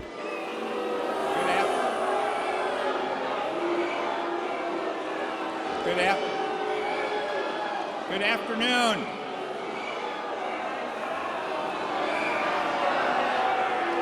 Good afternoon. I understand why you're angry and frustrated. Not like we do. I want to come here today to apologize.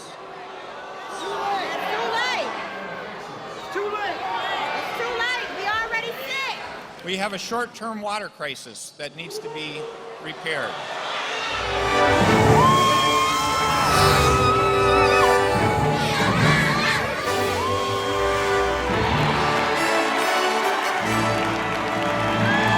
Thank you for caring for us, Obama. Flint's recovery is everybody's responsibility. And I'm going to make sure that responsibility is met. That's why I'm here. To tell you directly that I see you and I hear you.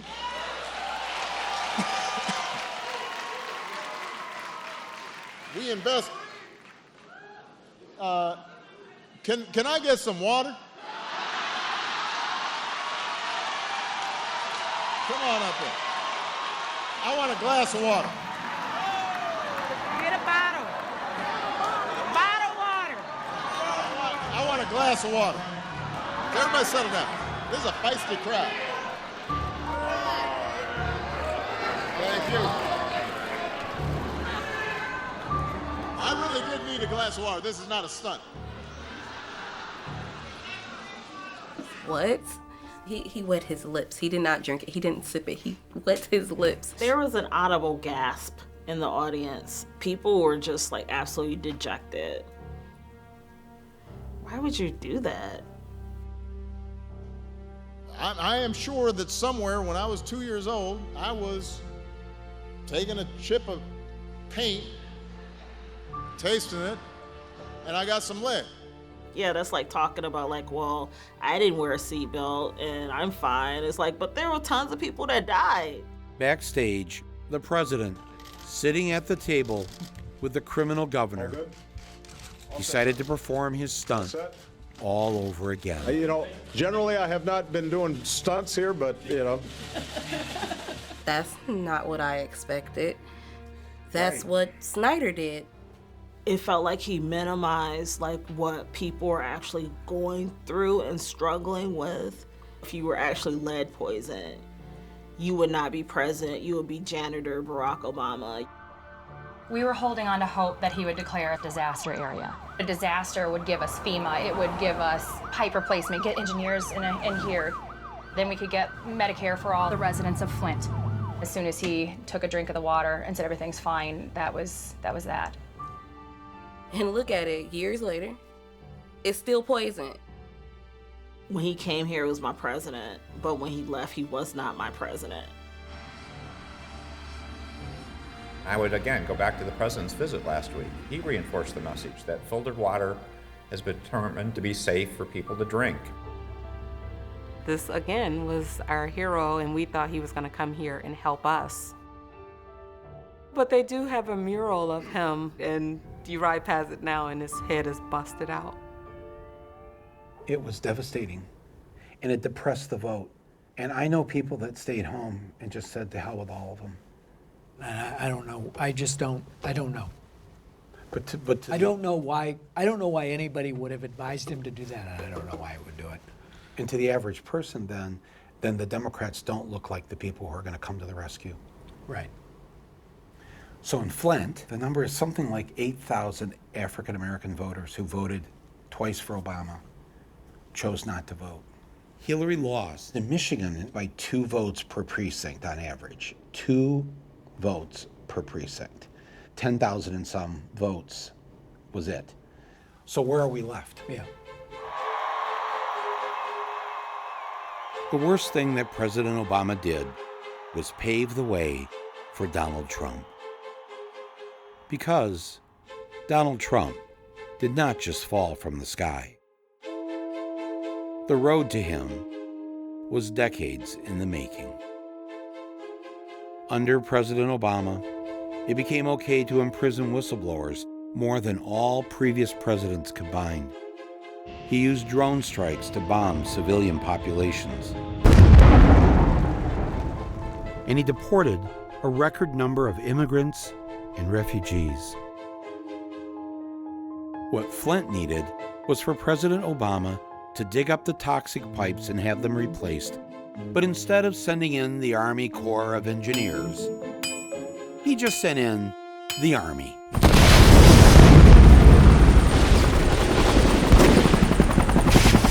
Those are not normal in Flint. It's going down like a motherfucker. Wow, where is it? Oh my God, there's another one. What is that? Why are they so low?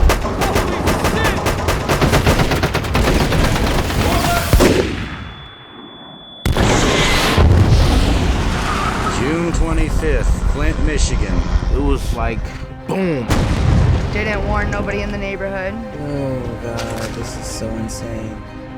And it freaked me out.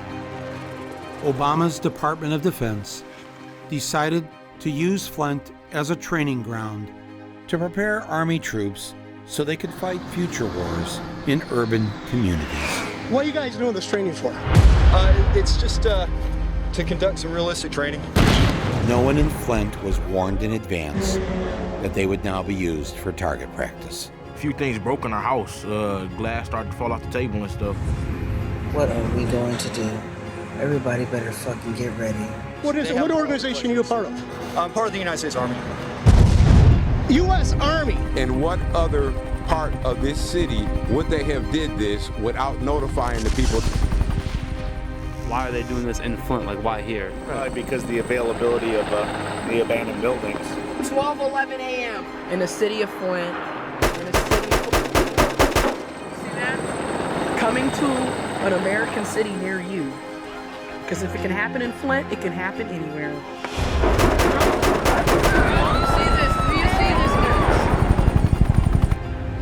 If you are from Flint, you have a whole different definition of terrorism.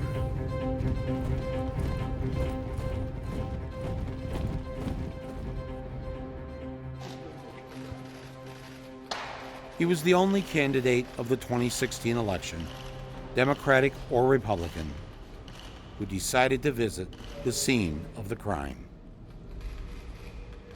Perhaps he wanted to admire the handiwork of fellow Republican Governor Rick Snyder. Somebody once asked Donald Trump, how do you handle being at the center of all of this media attention, the whirlwind around you? How do you weather the storm? And he looked up and he said, I am the storm. I am the storm. And as you know, there's only one person who can navigate the storm, and that's the person who created the storm. And the rest of us are just looking for cover.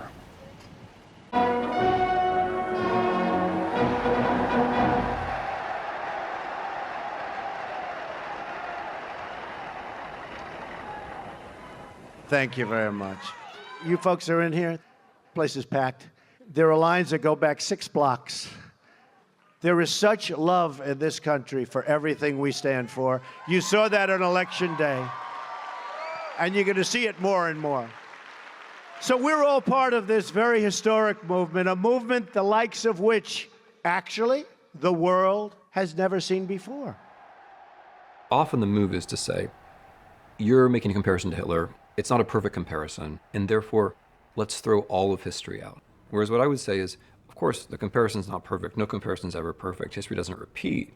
But history is this huge resource of patterns.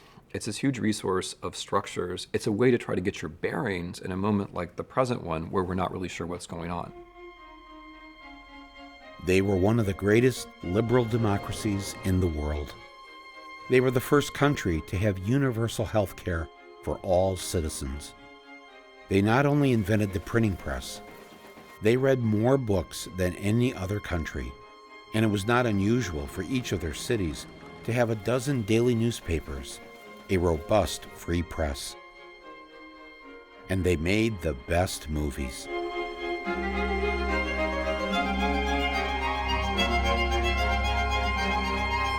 The art, the culture, the science, they were considered the most intelligent people on earth. In November of 1932, they elected an immigrant, an Austrian, to be their leader. He had no political experience. He didn't talk like a regular politician. He just told it like it is. It was so refreshing. Women loved him. Children were always excited to see him. Oh, and he loved animals. Look what Hitler dines on. Not even soup for the ascetic vegetarian. Just a couple of crackers for a victory banquet. He told jokes, he told stories. He was a great dancer. He talked about putting Germany first. And when German football players disrespected the national anthem, they were punished. He talked about creating jobs for everyone. He built roads and infrastructure and camps.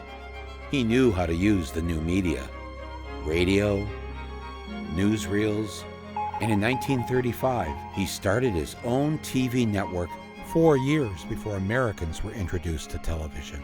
Heil Hitler! He even knew how to use fake news. Im Lager Juden von verschiedenen Berufen haben die Gelegenheit, ihr Berufsleben wieder aufzunehmen. Oh, how the crowds flocked to see him. But his Nazi party only won 32% of the seats in parliament, which the Germans called the Reichstag. The popular vote was won by Germany's left liberal parties. Hitler wanted more. A few weeks after his inauguration, there was a terrorist incident. Somebody set the German parliament building, the Reichstag, on fire. Many believed it was the Nazis who did it in order to create a national emergency. But Hitler blamed the Communists. The Communist Party was banned, and their seats in Parliament taken away. The liberals were vanquished, and the public supported Adolf Hitler, taking complete control.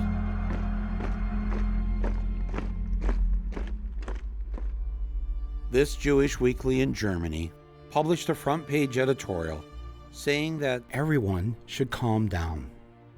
Now that the Nazis are in power, we don't believe that Herr Hitler and his friends will do all the things that they promised.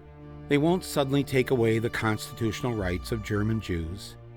They won't lock us up in race ghettos or unleash the murderous mobs on us. They can't do these things because the Constitution won't let them.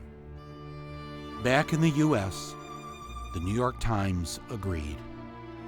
They reassured the American people that things would not be that bad. They even wrote flattering articles and said that Hitler's anti-Semitism was not so genuine or violent as it sounded, and he was merely using anti-Semitism as a bait to catch followers. When you track how people first reacted to Hitler and Mussolini, they said, oh, he's just insane. Or the classic thing is that the elite party, in this case, the GOP, we're going to invite him into power, and then we're going to control him. How am I doing? Am I doing okay? I'm president. Hey, I'm president. Can you believe it, right? Over and over in history, what has happened is that these people get invited in, they get legitimized, and then they take over the show. There is no Republican Party. There's a Trump Party.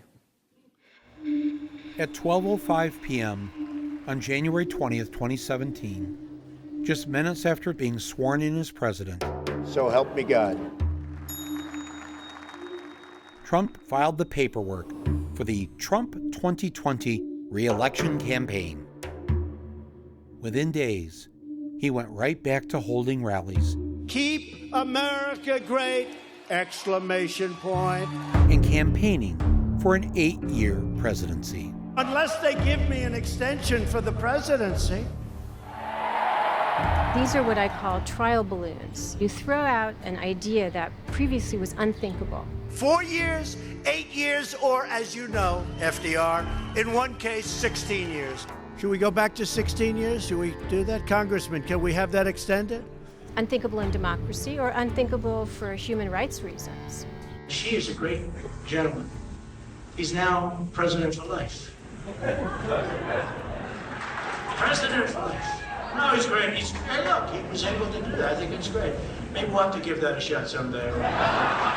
They float these ideas, they get them out there, and then the press does its job for him. President Trump offering his congratulations to Turkey's President Erdogan for winning a referendum that grants him sweeping new powers. Picks them up, amplifies them, circulates, and then it becomes a thing. You know, the last time I jokingly said that, 16 years, the papers started saying, he's got despotic tendencies. Now, I'm not looking to do it. Unless you want to do it, that's okay. And it becomes part of the discourse. Half of all Republicans in a poll said they would agree to postpone the 2020 election if President Trump asked them to. 52% of Republicans would support postponing the 2020 election if Trump proposed it. And he hasn't even proposed it. People do think, well, we have this democracy, we've had it for over 200 years, it's not going anywhere. But it's so bogus. That's just not true, Michael. We've had a democracy since circa 1970. I mean, if black people can't vote, it's not really democracy. If women can't vote, it's not really democracy. Democracy, I mean, I love the fact that I live in a country which is more democratic than others. But I will say that democracy in America is an aspiration. It's somewhere we've got to get. I mean, when only half the population is voting, when there's unlimited money in politics, we're not there yet. Over 1 million new jobs, companies investing billions in America, stock market reaching all-time record highs, our country strong again. Never in American history has a president kept more of his promises in his first 2 years in office. Not the promises he made to the voters, but the promises he made to his fellow billionaires in the ruling class. A record tax cut for the rich, passed. Obamacare. It's obvious that it's failing. It's dead. Dead. Banking regulations either weakened or removed. Doesn't get much bigger than that, right? And is on his way to packing the court with 140 conservative judges. A modern-day record. And making lifetime appointments to the Supreme Court with right-wing judges. The Paris Climate Accords. Will withdraw. The Iran nuclear deal. Will withdraw. Our reconciliation with Cuba. I am canceling. Privatized prisons. Whose stock has nearly doubled. Privatized public schools. And he's building that wall. We want to make it perfecto. We shall establish, beyond the realm of doubt, facts which, before the dark decade of the Third Reich, would have seemed incredible. I had a defendant who killed 90,000 Jews, and I asked him, why did you do that? And he said, Hitler knew more than I did, and he told me the Jews were planning to attack as a matter of self-defense, to defend ourselves against that attack. Now, that was the same argument being made by the President of the United States. What Trump is doing. We're doing something for which I hanged this man. You can roughly locate any community in the world somewhere along a scale running all the way from democracy to despotism. I hated watching this stuff in civics class, but boy, do I miss it now. When a competent observer looks for signs of despotism in a community, he looks beyond fine words and noble phrases. As a community moves towards despotism, common courtesy is withheld from large groups of people on account of their race.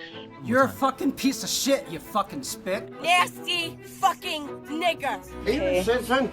Yes, I am a citizen. Are you a United States citizen? Can you please get away from me? Then you should not be Can you please get away from me? I hate you, fucking Chinese fuck. Excuse me. Put your hands on me one more time, motherfucker.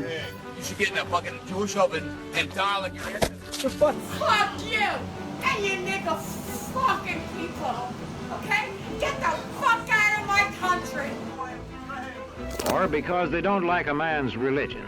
Is there a Muslim problem in the world? Absolutely. Christianity is under tremendous siege. It's death by a million cuts. We are getting less and less and less powerful in terms of a religion and in terms of a force. If a community's middle-income groups grow smaller, the likelihood of despotism is increased. I make $7.30 an hour. I only get 17 hours a week. It's shit. Everything around here is.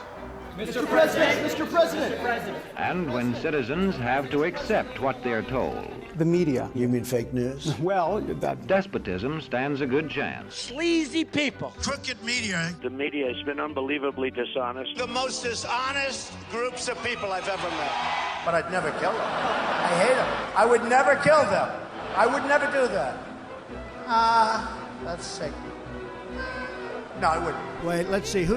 I want to find a friendly reporter. Questions are not encouraged. Don't ask me questions like that.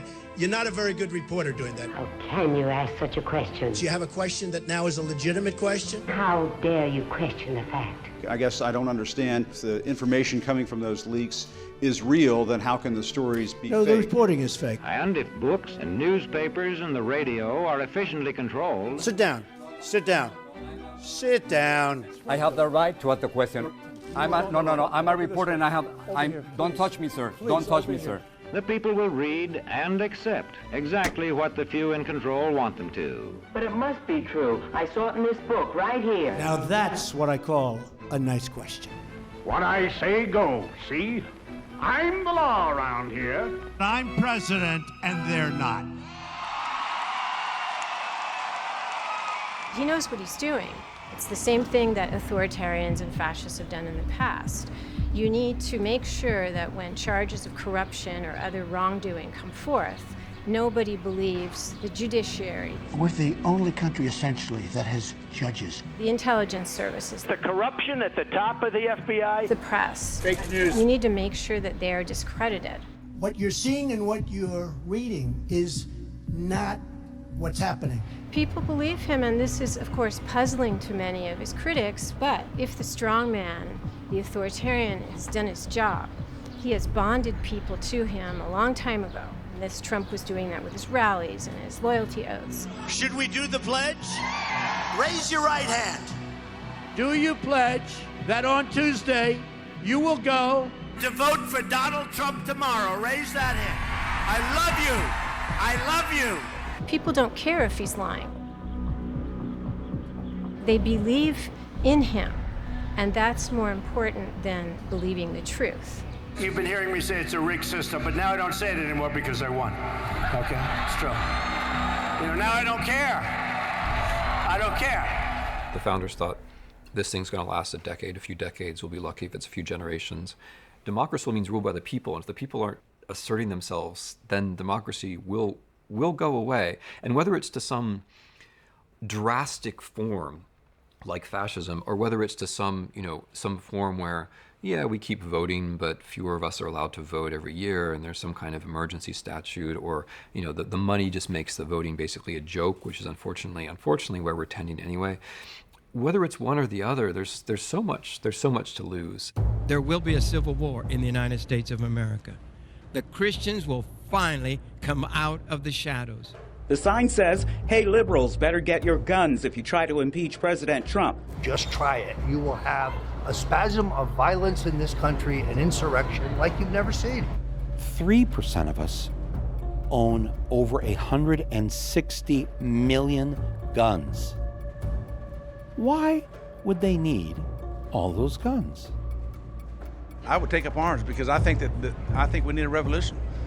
I'm not a violent person. I'm even an ordained pastor. Michael Moore's everywhere saying, surround the Capitol, surround them, uprise, get violent.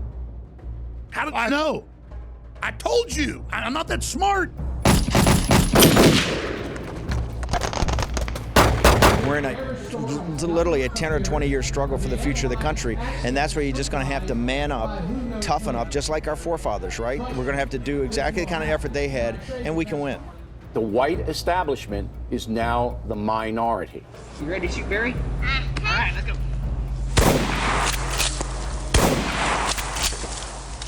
He's bleeding now, isn't he?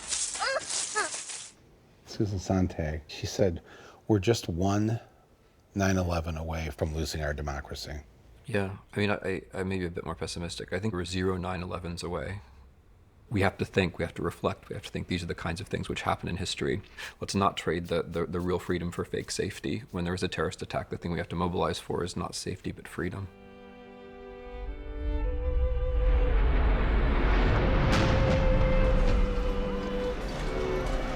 There is one report, as of yet unconfirmed, that a plane has hit the World Trade Center, and you can see that there is smoke there coming out of at least two sides of the building. The search is underway for those who are behind these evil acts. The USA Patriot Act, adopted by Congress and signed by Bush 6 weeks after the attacks, allows for searches of medical and financial records, computer and telephone conversations, and even for the books you take out of the library. Most of the people we spoke to say they're willing to give up some liberties to fight terrorism. Either you are with us, or you are with the terrorists. Donald J. Trump is calling for a total and complete shutdown of Muslims entering the United States. Last week, ICE agents fanned out in raids like this one in every state. Ripping children away from their families under this new policy. ¿De dónde son ustedes? ¿Y tú? Guatemala. No llores. Vas a llegar con... Mira, ella te va a explicar y te va a ayudar. ¿Cierto? Papá. Taking babies away from their mother and locking up one or the other and separating them because they didn't do harm to anybody. They just didn't comply with the stupid regulations. That's a crime against humanity, in my judgment. The Statue of Liberty stands there, send me you're tired, your huddled masses yearning to breathe free. I lift my lamp beside the golden door. Where? We don't see it in this country, and it pains me. And that's the world in which we live. And we've got to change it or perish.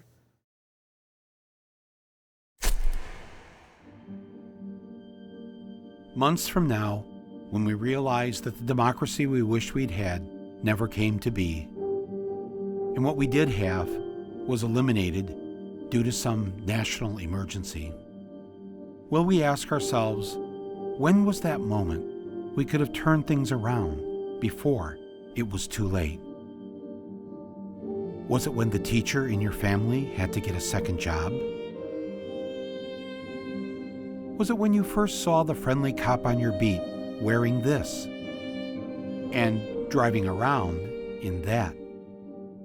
Was it when, after months of being addicted to the pills you've been given to make the pain go away, that you realized it really wasn't the pain that needed to go away?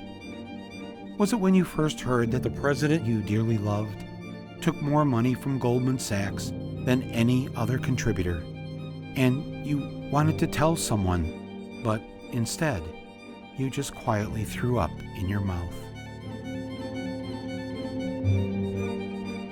Was it when you convinced yourself that this misfortune would never come to your town? Was it when you realized that we do indeed love our guns more than we love our kids? And that if this is the America we're trying to save, maybe we need to ask ourselves, why? Why save this America? The America I want to save is the America we've never had. It didn't need to end up like this. And it still doesn't.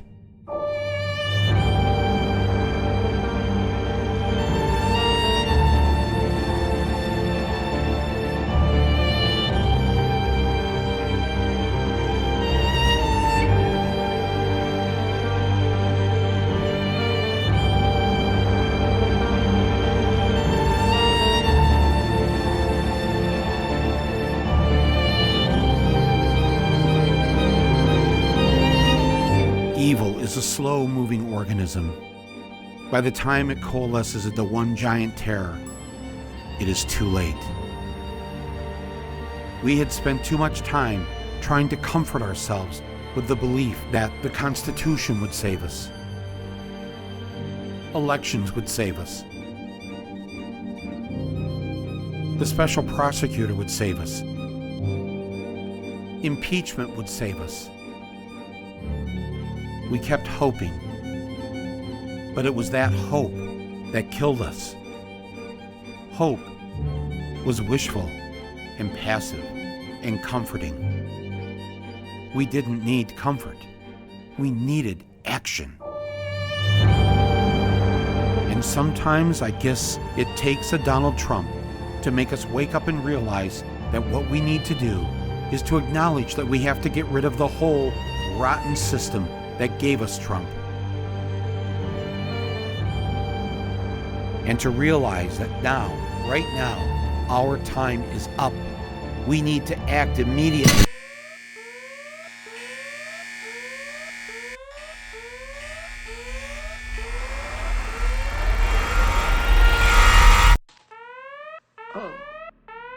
Oh gosh, what happened?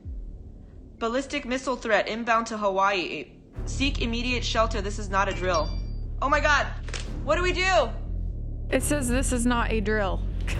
This is not a drill. Those are the exact words. Ballistic missile threat inbound to Hawaii. Seek immediate shelter. This is not a drill. What about tourists? We have no idea where to go.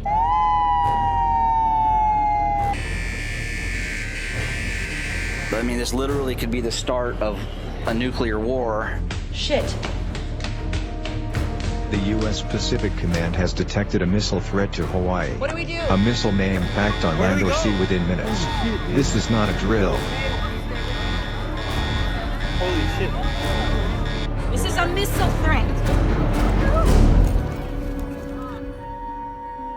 It was just an accident, a mistake. But make no mistake about it, this is the world in which we now live.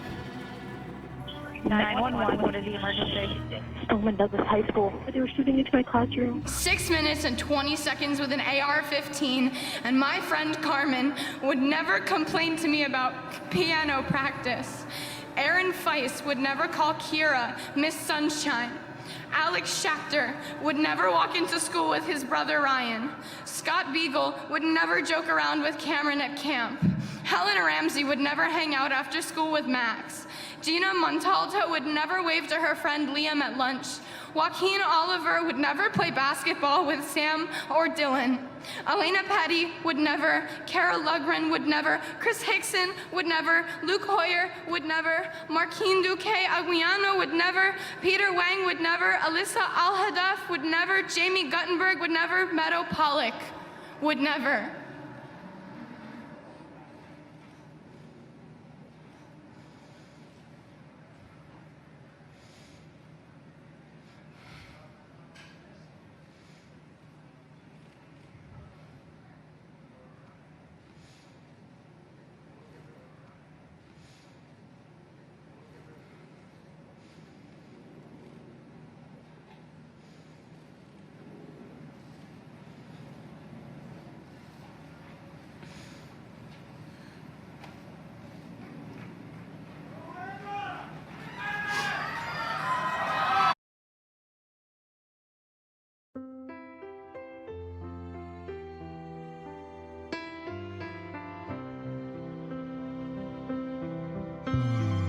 it's a movie and the whole world is viewing it. And the popcorn is dreams torn, but we're always chewing it. The set design is by God, but the costumes by the devil. And the screenplay is adapted from a book that's embezzled. This is where I grew up, this is where I grew proud. This is where neighbors never say music is too loud. This is where the streets have no name, but they have history. This is loss as victory. Oh, my name, it ain't nothing. My age, it means less. The country I come from could be like the rest. I was taught and brought up there, laws to abide, and the land that I live in has God on its side. I had an undying wish to keep from dying. I had an untimely hitch keep me from climbing, but I climbed the hitch itself and I tried flying. I had an uprising in my soul. The left was fighting the right, and the right was fighting the light, and the light was blind in the night, and the night woke up in tears. When my fingers went to wipe them, they became a poem, but to write them, they would have to speak tears in another language that would take years. Now as I'm leaving, I'm weary as hell. The confusion I'm feeling, ain't no tongue can tell. The words fill my head and fall to the floor. If God's on your side, then would you ever need